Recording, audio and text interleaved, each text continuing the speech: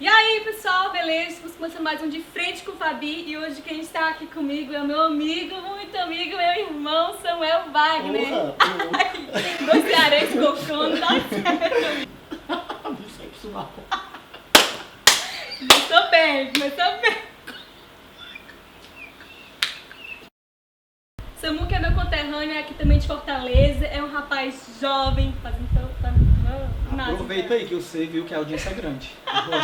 Um rapaz jovem, pregador da palavra de Deus, um grande exemplo, mas tem algumas coisas da vida dele que a gente não sabe ainda e que eu trouxe ele aqui para compartilhar um pouco da história dele, um pouco do testemunho dele, porque quem vê assim, boa pinta, galã, com sorriso de teclado, acha que Samuel vem da família rica, ostentada, assim, filhinho de papai. Se iludem muito com essa história, viu, pessoal? Mas quando a gente conheceu o Samuca, eu e o Sam, meu esposo também tá ali, a gente ouviu um pouco da história dele e a gente ficou um pouco surpreso, porque quem vê não sabe o quanto ele ralou, o quanto ele sofreu até para servir a Deus. Ele não veio da família cristã, mas eu estou falando que só por cima mesmo, eu quero que ele conte um pouco como foi hoje ter um ministério, mas no começo aceitar Jesus, sua família contra, como foi isso, Samuca? Bom demais. Primeiro quero dizer que é um prazer estar com você, minha amiga Fabi. A gente já fez muita coisa junto para a obra de Deus, né? Tivemos no Falando de Amor, esse casal, tanto a Fabiola como o Sam, que são completamente usados por Deus nessa questão de vida sentimental, à luz da palavra. Fizemos um evento que foi um sucesso, uma multidão ali no Music. Inclusive, né, você que está aí assistindo esse vídeo, leve esse casal para a sua igreja, que vocês vão amar. Vai ser uma bênção para a juventude da igreja de vocês. Tô pagando aqui a divulgação, né? 50 conto, viu? Foi bom caro. Demais. E eu quero falar, assim, realmente que é um prazer estar com vocês mais uma vez. E é bacana você tocar nesse assunto, sabe, Fabiola? Porque quem me vê pregando a palavra de Deus sempre pensa, como eu sou jovem, né? Não tão jovem mais, 28 anos pra mim. Tá na idade boa pra casar. Já tá na idade boa pra casar, né? Já tá mais pra adulto do que pra jovem, né? E assim, quem me vê pregando a palavra, eu comecei a pregar com 15 anos de idade, pensa assim que eu sou filho de pastor, com uma pastora, ainda tive uma babá profeta pra cuidar de mim e me dar mamadeira na unção, pra poder eu, desde novo, começar a pregar. Mas não teve nada a ver com isso. Como todo bom cearense, eu nasci numa família muito idólatra, muito tradicional, que adorava a muitos deuses, e isso fez com que eu nunca tivesse conhecido de verdade o Deus que hoje eu sirvo, que hoje eu prego a palavra. Eu me converti debaixo de livramento já, tanto eu como meu irmão gêmeo, que eu tenho um irmão gêmeo, que também prega a palavra, o André Vitor, e quando a gente nasceu, a minha mãe já tinha 41 anos de idade. A pressão dela durante todo o pré-natal ficou em torno dos 20/10, o que fez com que a gravidez fosse triplamente de alto risco, por causa da idade da minha mãe, por causa também da gravidez ser gemelar, eram 2, não era apenas 1, e por causa também da pressão, que caracterizava algo chamado pré-eclâmpsia no vocabulário médico, né? Então assim, o nosso nascimento já foi um livramento de Deus.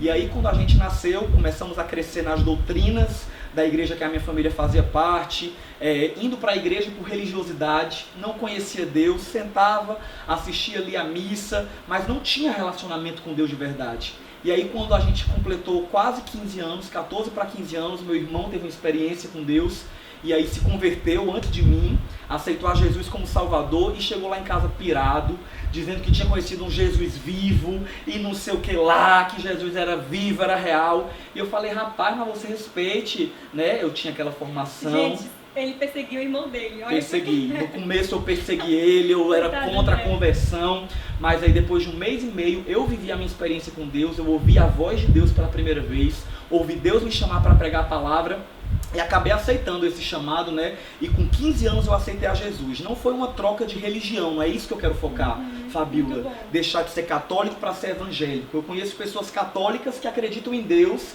têm a sua vida com Deus. Eu sei que você também é seguida por muitos católicos, como eu. Então, assim, o que eu quero focar não é a mudança da religião, mas é a mudança do relacionamento com Deus. Eu comecei a conhecer a Jesus de verdade, e também ao Espírito Santo, que é quem me apresentou Jesus, como eu não conhecia, e aí a minha vida foi transformada, e aí veio muita perseguição, viu, minha amiga? A própria família, né? A própria família foi contra a nossa conversão. Como a nossa família era muito tradicional, religiosa, eu creio que muitas pessoas vão se identificar com isso, a gente foi visto assim como inimigos da família. Como é que você abandonou religião, né? Tinha muito essa questão. Há um tempo atrás, quebrou o paradigma, quebrou o tradicionalismo da nossa família, e eu falei, mas não é mudar de religião, é que agora eu quero servir a Deus de verdade. E fora que na época, né, eu era forrozeiro, eu dançava forró, dava aula de forró em Fortaleza. Sim. Tem quem diga, né? O pessoal me vê pregando, não imagina eu lá nos forró. Mas eu era forrozeiro também, de marca maior. E aí, assim, eu vivi um processo de transformação completa. Porque algo que os jovens têm que entender, Fabiola, hoje em dia, é que os jovens querem servir a Deus pela metade. Fica metade na igreja, metade no mundo. Não, eu sou da igreja, mas eu ainda faço isso, eu ainda faço aquilo e ninguém se meta na minha vida. E não é bem assim.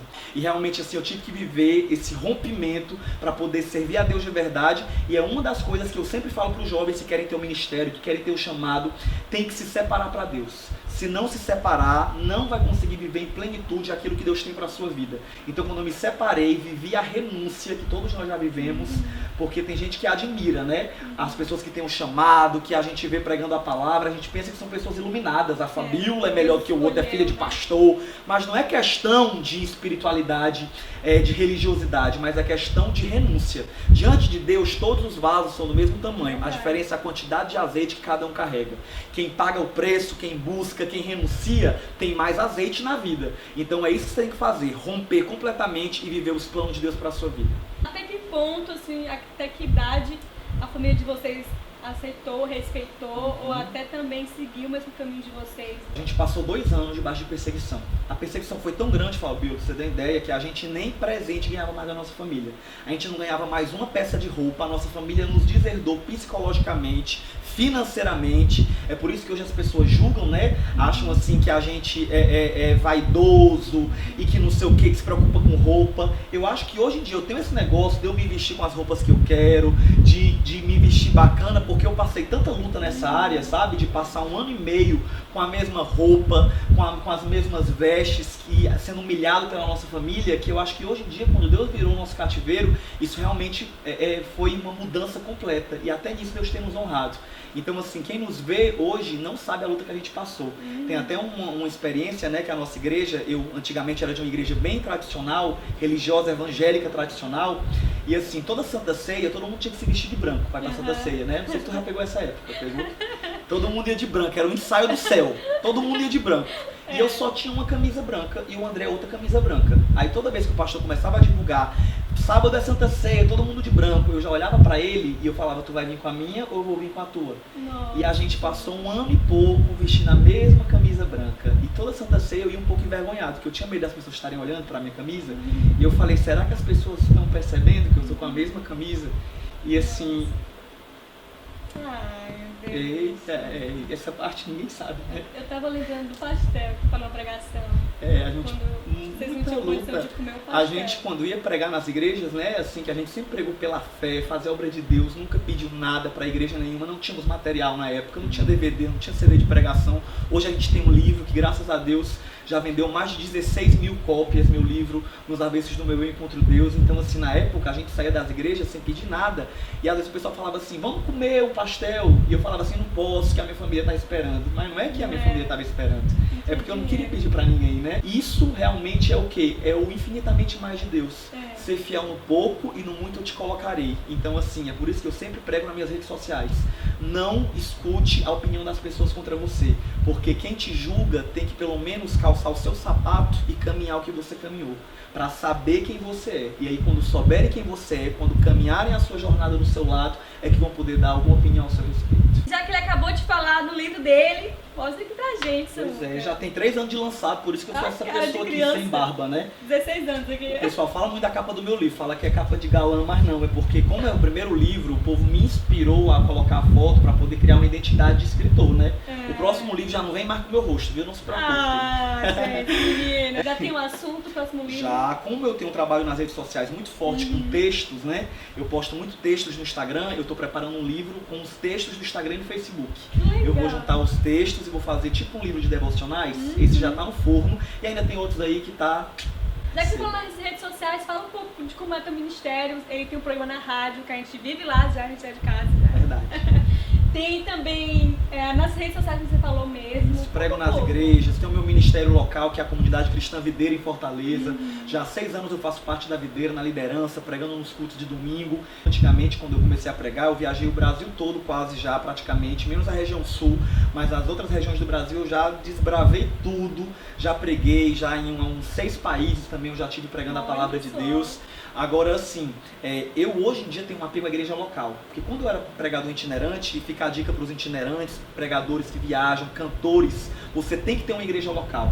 A gente fica muito independente, sabe? Pregando todo final de semana. Eu até hoje atendo a agenda todo santo dia, menos domingo. Domingo eu me esforço para não atender a agenda, para estar na minha igreja local, que é a Videira em Fortaleza, que minha vida fluiu muito mais quando eu me plantei na igreja local, sabe? Aproveitando, deixa um contato para quem quiser fazer uma agenda, chamar, te convidar. Pronto, tem um @Samuel_Wagner, underline para quem é analfabete, aquele traço do chão, e meu Wagner é com V porque eu sou humilde, né? W não, viu? E também tem o contato, né, que é o 85987302880. Não é o dele, tá, gente? Fala com a Simone, nem adianta falar comigo lá que não é meu não, é o da Simone, ela vai estar lá marcando a agenda e eu vou estar pregando onde você me chamar. Agora a pergunta que não quer calar, como um rapaz desse, que serve a Deus, que é um exemplo, Lá vem. é cavalheiro, é um rapaz ser educado, de família, Fala mais. jovem, Em nome de vai, Deus. tá aumentando R$50, hein? Trabalhador. Que mais? Tô brincando. Pode parar. Por que um rapaz como Samuel Wagner, em plenos 28 anos, ainda não casou? Eu tenho duas respostas sobre essa questão, sabe, Fabiola? Uma educada e uma... uma educada e uma grossa, pra gente assim, perguntar essas coisas sem necessidade. Tô brincando, né, não? É porque a primeira coisa, assim, quando eu era mais jovem, eu me converti com 15, como eu falei, né? E com 20, 21 anos, 22, que foi quando eu comecei a despertar mesmo pra namorar na igreja, essas coisas, eu era muito imaturo. Então, assim, eu particularmente já deixei passar alguns relacionamentos muito bacanas, pessoas que eu namorei que eram maravilhosas, que hoje em dia eu olho pra trás e vejo, eu podia ter dado certo com a fulana, eu podia ter casado com a fulana, mas por que eu não dei certo e não casei naquela época? Porque eu era imaturo. Eu acredito que tudo coopera para o bem daqueles que amam a Deus. Então, se eu não casei, é porque não era a vontade de Deus, né? Eu costumo me confortar com essa palavra, né? Sempre o programa mais confortável, gente. A gente se conforta com essa palavra. Tudo coopera para o bem daqueles que amam a Deus. Então, naquela época, eu costumo dizer que eu não casei, mesmo sendo pressionado, já pregando, já tendo ministério, que quem tem ministério é muito mais cobrado nessa área, né? Também é mais assediado, né? As irmãs dão mais em cima. Então, assim, na época eu não casei por isso. Hoje em dia, eu não casei ainda, porque hoje em dia eu tenho levado muito a sério essa questão de casamento. Eu sei que você trabalha muito com essa questão de vida sentimental para os jovens e você deve estar acompanhando, muito triste como eu, a quantidade de divórcios na igreja, né, Fabiola? São muitos divórcios, muita gente se divorciando na igreja, pastores se divorciando. Então, realmente, eu temo e tremo diante disso. Porque, como a gente sempre prega, eu sei que você fala muito isso, casamento é a segunda maior decisão da nossa vida. Eu ia falar assim, é uma vez na vida. Tá? Eu costumo sempre dizer no meu programa de rádio, dia falando de amor, dia de quarta-feira, que casamento é uma arma com a bala só. E eu sou essa pessoa que leva o casamento muito a sério. Meus pais foram casados por muitos anos. Meu pai morreu, faleceu, mas ele nunca traiu a minha mãe, sabe? Foram muito bem casados, então eu tenho esse aprendizado.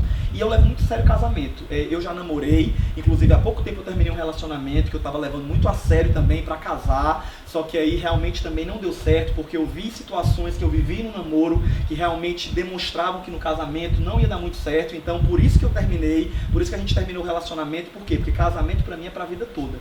Então assim, eu não casei ainda hoje por isso, porque realmente eu quero ter muita certeza de tomar essa decisão consciente, que não seja uma moça perfeita, mas que seja uma moça que ama a Deus, uma moça que realmente assim viva para Deus, que o meu ministério para ela seja um prazer, que ela tenha orgulho de me ver pregando a palavra, que não seja aquela mulher que é uma atrapalhadora, que seja uma ajudadora, porque eu vejo muitos homens que perderam o ministério, que casaram com mulheres que não amavam a casa de Deus, que falavam, já vai pra igreja, já vai pregar de novo. E aí, se você tiver solteira com uma moça de Deus, deixa seu currículo aqui embaixo que se eu vou cantar, queria até casar com cantora.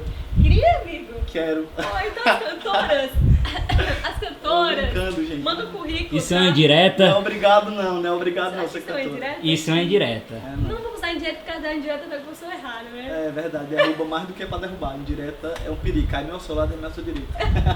Então é isso, meus amores, muito obrigada pela companhia de vocês, espero que vocês tenham gostado desse vídeo. Se você gostou, deixe seu joinha aqui embaixo e aproveite também para comentar alguma coisa aqui para a vida do Samuel Wagner, abençoar a vida dele.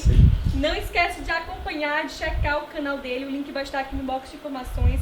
Ele tem muitas palavras abençoadoras, Ele é um ótimo pregador, onde a gente vai, a gente fala, gente, chama o Samuel Wagner porque ele é muito bom também. E eu quero agradecer, Fabiola, por essa oportunidade, sabe? Realmente eu admiro muito, desde que a gente começou a ser amigo, né?